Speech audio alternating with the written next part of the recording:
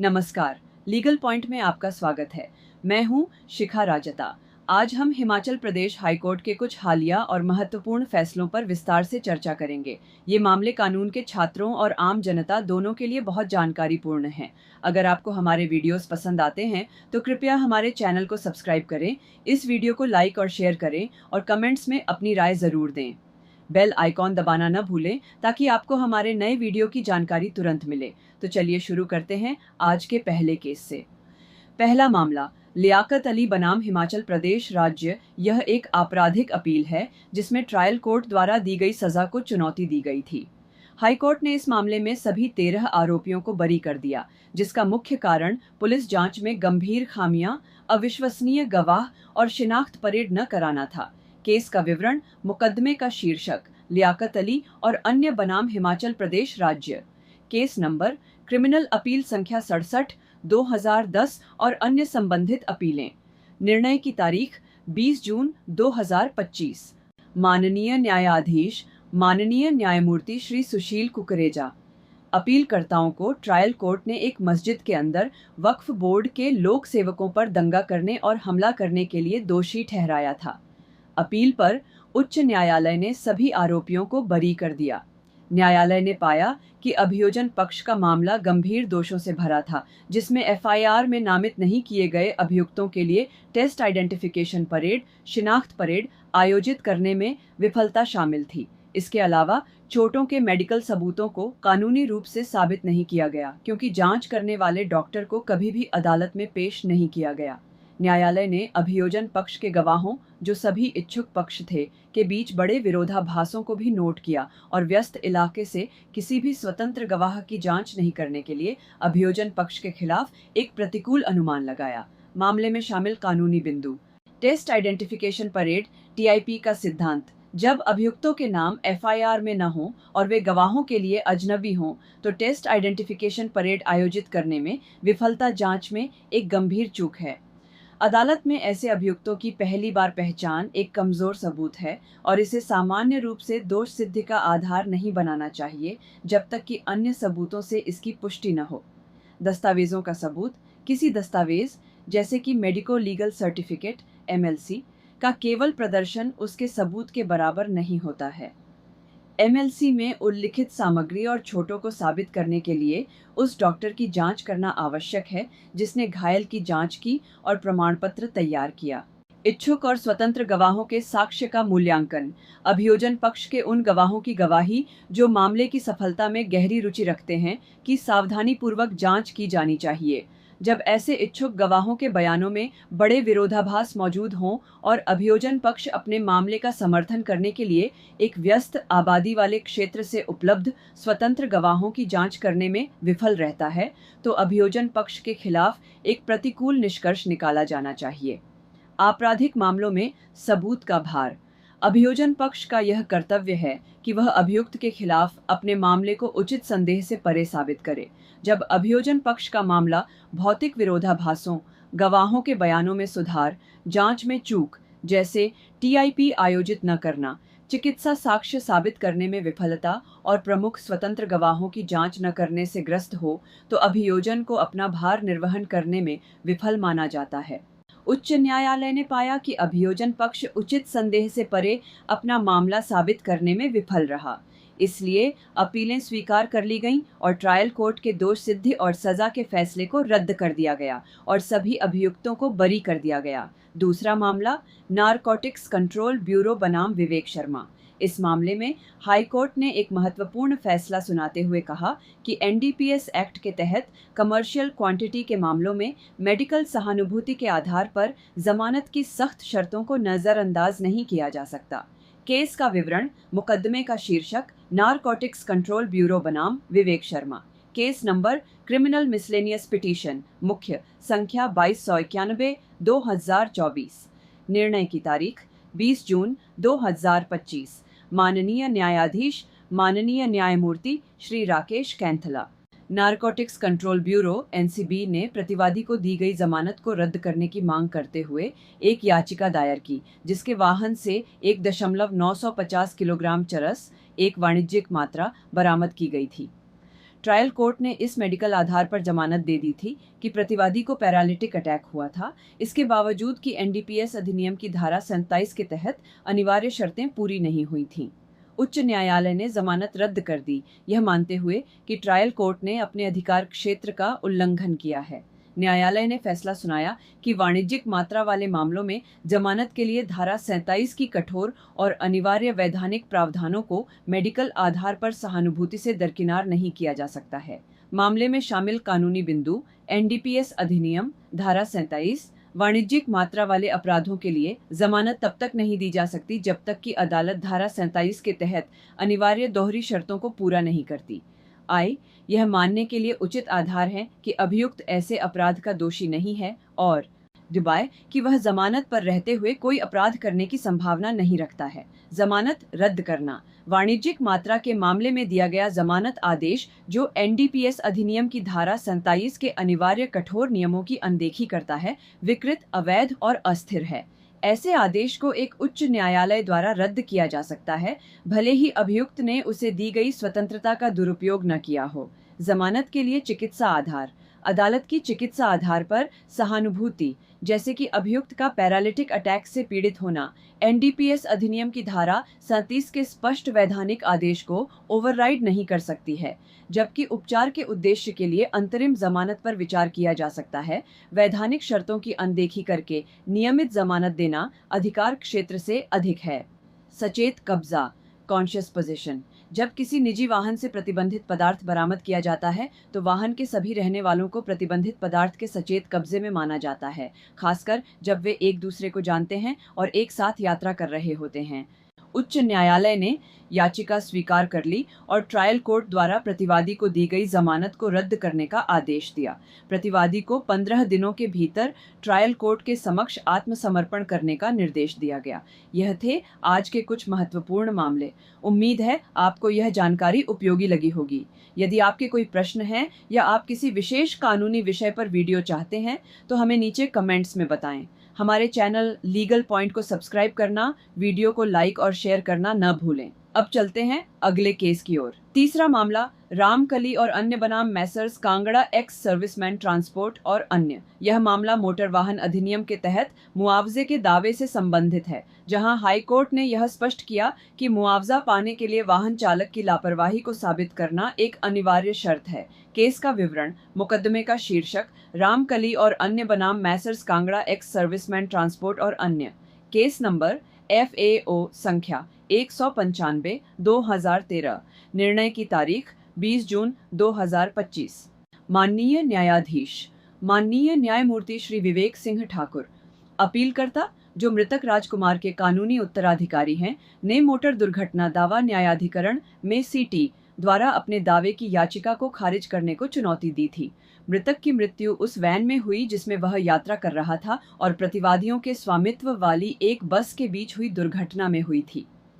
अपीलकर्ताओं ने आरोप लगाया कि बस चालक लापरवाह था, जबकि प्रतिवादियों और FIR ने वैन चालक को दोषी ठहराया।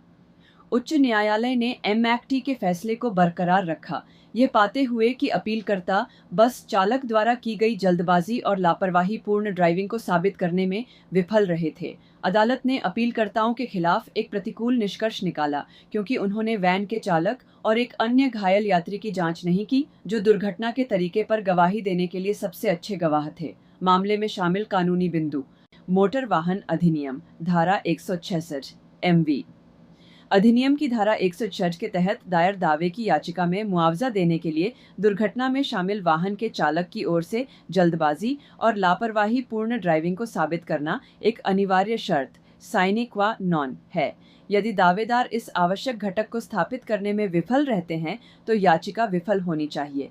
सबूत का भार और संभावनाओं का प्रबल होना। मोटर दुर्घटना के दावे में सबूत का भार दावेदारों पर होता है कि वे संभावनाओं के प्रबल होने के सिद्धांत के आधार पर अपने मामले को साबित करें।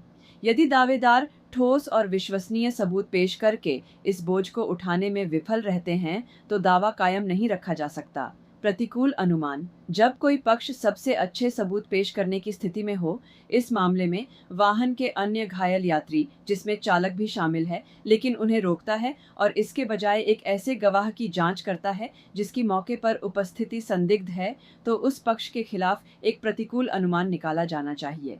सहयोगी साक्ष्य। जबकि एक प्रथम सूचना रिपोर्ट एफआईआर की सामग्री ठोस सबूत नहीं है, इसका उपयोग रिकॉर्ड पर अन्य भौतिक सबूतों की पुष्टि के लिए किया जा सकता है। जहां प्रतिवादियों का संस्करण एक स्वतंत्र गवाह और एफआईआर की सामग्री द्वारा समर्थित है और दावेदार विश्वसनीय सबूतों के साथ इसका खंडन करने में विफल रहते हैं, प्रतिवादियों का संस्करण अधिक संभावित है। उच्च न्यायालय ने अपील में कोई योग्यता नहीं पाई और इसे खारिज कर दिया। एमएसीटी द्वारा दावे को खारिज करने के फैसले को बरकरार रखा गया। चौथा मामला, हरिराम बनाम चंद्र तलवार और अन्य। इस मामले में सिविल प्रक्रिया संहिता की धारा 47 के तहत एग्जीक्यूटिंग कोर्ट के अधिकार क्षेत्र पर एक महत्वपूर्ण कानूनी सिद्धांत को दोहराया गया है। हाई कोर्ट ने स्पष्ट किया कि एग्जीक्यूटिंग कोर्ट डिक्री से परे नहीं जा सकती। केस का विवरण, मुकदमे का शीर्षक, हरिराम बनाम चंद्र तलवार और अन्य। केस नंबर सिविल रिवीजन संख्या 73 2021। निर्णय की तारीख 20 जून 2025। माननीय न्यायाधीश माननीय न्यायमूर्ति श्री विवेक सिंह ठाकुर। याचिकाकर्ता निर्णय देनदार ने एक डिक्री के निष्पादन के खिलाफ आपत्तियां दायर की, जिसमें उसे डिक्री धारकों को आवश्यक दस्तावेज निष्पादित करने का निर्देश दिया गया था ताकि वे एक बिक्री समझौते के तहत भूमि खरीदने के लिए सरकार से अनुमति मांग सकें। याचिकाकर्ता ने तर्क दिया कि डिक्री निष्पादन योग्य नहीं थी, यह अनुमान लगाते हुए कि डिक्री धारक अनुमति के लिए अपात्र थे और बिक्री उसे भूमिहीन बना देगी। निष्पादन न्यायालय ने आपत्तियों को खारिज कर दिया। उच्च न्यायालय ने इस बर्खास्तगी को बरकरार रखा, इस स्थापित सिद्धांत को दोहराते हुए कि एक निष्पादन न्यायालय डिक्री से परे नहीं जा सकता है और भविष्य के सट्टा परिणामों पर आधारित आपत्तियां, जिनका निर्णय किसी अन्य प्राधिकरण द्वारा किया जाना है, सुनवाई योग्य नहीं है। मामले में शामिल कानूनी बिंदु। सिविल प्रक्रिया संहिता धारा 47। एक निष्पादन न्यायालय डिक्री से परे नहीं जा सकता। धारा 47 के तहत इसकी जांच की शक्ति सूक्ष्म है और डिक्री के निष्पादन, निर्वहन या संतुष्टि से संबंधित प्रश्नों तक सीमित है। यह इस आधार पर आपत्तियों पर विचार नहीं कर सकता है कि डिक्री कानून या तथ्यों पर गलत थी। डिक्री की शून्यता। एक डिक्री की वैधता पर आपत्ति निष्पादन कार्यवाही में केवल तभी उठाई जा सकती है जब डिक्री एक शून्यता हो। उदाहरण के लिए, एक अंतर्निहित क्षेत्राधिकार की कमी वाले न्यायालय द्वारा या एक मृत व्यक्ति के खिलाफ पारित, और यह आपत्ति रिकॉर्ड के चेहरे पर स्पष्ट हो। आपत्तियों की सुनवाई योग्यता। सट्टा या भविष्य की घटनाओं पर आधारित आपत्तियां, जिनका निर्णय किसी अन्य प्राधिकरण द्वारा किया जाना है, जैसे कि HPLR अधिनियम के तहत सरकार द्वारा अनुमति देना या इनकार करना, डिक्री के निष्पादन से संबंधित पक्षों के बीच उत्पन्न होने वाले प्रश्न नहीं हैं। ऐसी आपत्तियां बाहरी हैं और निष्पादन न्यायालय के समक्ष सुनवाई योग्य नहीं हैं। मुद्दों का निर्धारण।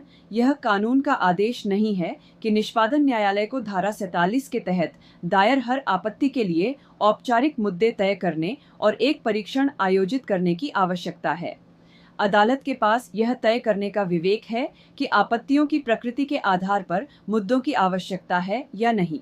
उच्च न्यायालय ने पाया कि आपत्तियों और वर्तमान याचिका में कोई योग्यता नहीं है और इसे खारिज कर दिया।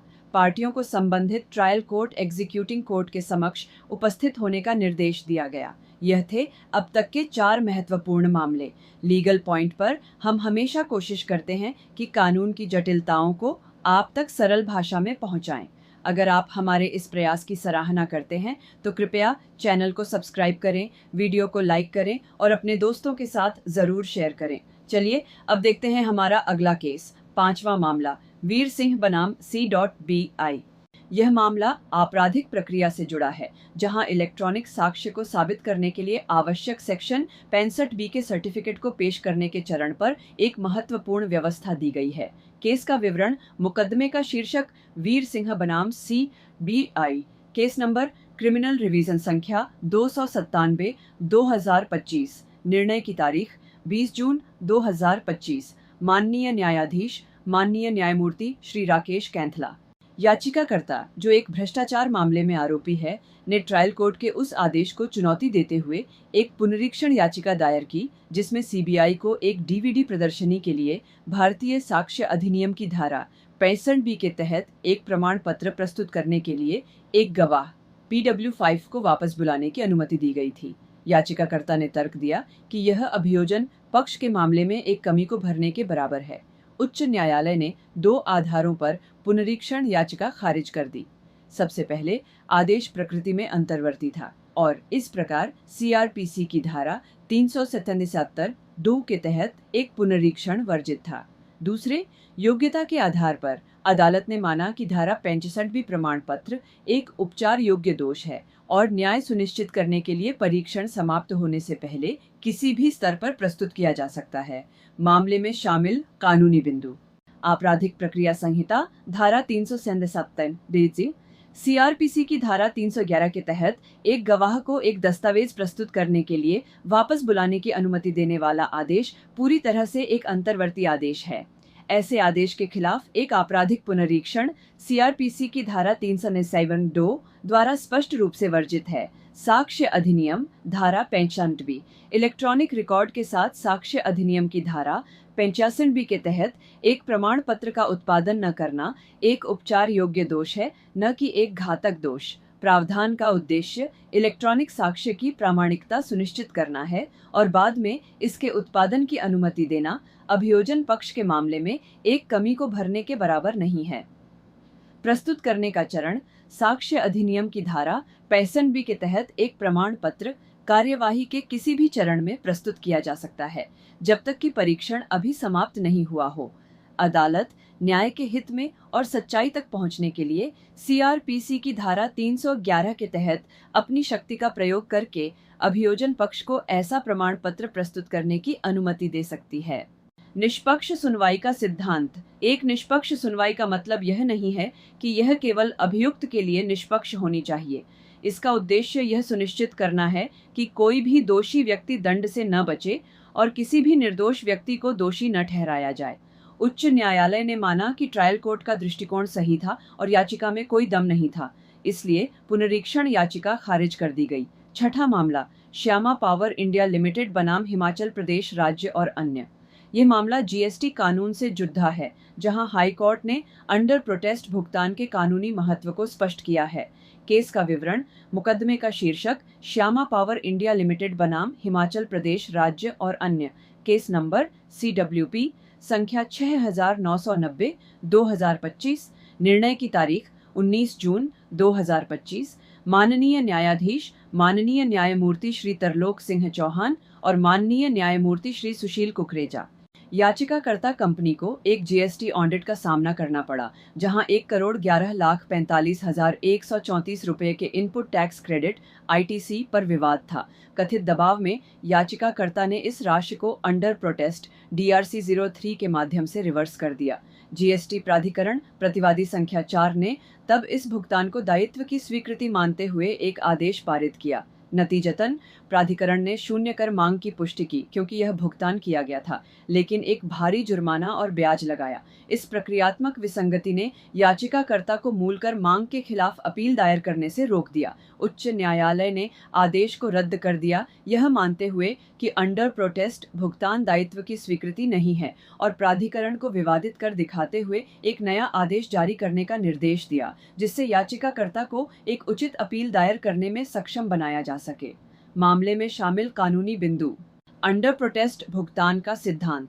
अंडर प्रोटेस्ट किया गया भुगतान यह दर्शाता है कि भुगतान अनिच्छा से किया जा रहा है, जबकि आरण की वैधता या वैधता पर विवाद किया जा रहा है और इसे बाद में चुनौती देने का अधिकार सुरक्षित रखा जा रहा है। इसे कभी भी निर्धारित द्वारा दायित्व की स्वीकृति के रूप में नहीं समझा जा सकता है। GST अधिनियम धारा 74। एक न्याय निर्णायक प्राधिकारी विकृत रूप से और बिना सोचे समझे कार्य करता है यदि वह अंडर प्रोटेस्ट किए गए भुगतान को एक स्वीकृत दायित्व के रूप में मानता है और पहले योग्यता के आधार पर अंतर्निहित कर मांग का निर्धारण किए बिना ब्याज और जुर्माना लगाने के लिए आगे बढ़ता है। इनपुट टैक्स क्रेडिट ITC का reversal. Input tax credit (ITC) का रिवर्सल केवल संदेह या कारण बताओ नोटिस के सारांश के आधार पर पुष्टि नहीं की जा सकती है। न्याय निर्णायक प्राधिकारी को किसी भी मांग की पुष्टि करने से पहले यह निर्धारित करने के लिए सबूतों के आधार पर एक निष्पक्ष और स्वतंत्र जांच करने की आवश्यकता है कि क्या ITC का गलत तरीके से लाभ उठाया गया था।